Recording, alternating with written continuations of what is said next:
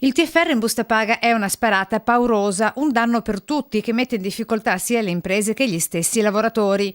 Il messaggio è inviato direttamente dal presidente del Veneto, Luca Zaia, al premier Renzi. Penso che è una sparata paurosa che mette in difficoltà le aziende e quindi di conseguenza i lavoratori, crea problemi di liquidità, un sacco di guai.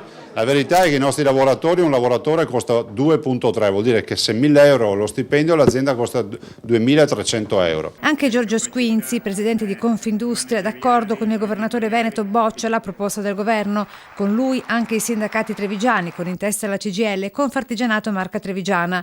Un provvedimento del genere impatterebbe negativamente sulle imprese con meno di 50 dipendenti che a Treviso rappresentano oltre il 97% del totale imprese e occupano il 60% dei lavoratori. Significa un esborso per le aziende di 338 milioni di euro, così Renzo Sartori, presidente degli artigiani di Treviso.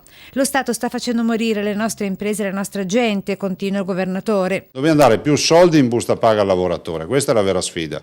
Non fare queste uscite demagogiche, populiste sul TFR che ha tutt'altra direzione e che rischia veramente di mettersi in difficoltà. Vero è che con l'inadeguatezza degli stipendi rispetto al costo della vita, molti lavoratori che chiedono alle aziende un anticipo del TFR. Noi già abbiamo anticipato speso ai nostri dipendenti il loro TFR per qualsiasi motivo, dalla costruzione della casa, spese mediche particolari. Luca Zaia infine torna a parlare della rivolta fiscale, tema mai abbandonato, conclude. Il tema della rivolta fiscale che non abbiamo abbandonato davanti a uno Stato che sta facendo morire le nostre imprese e la nostra gente.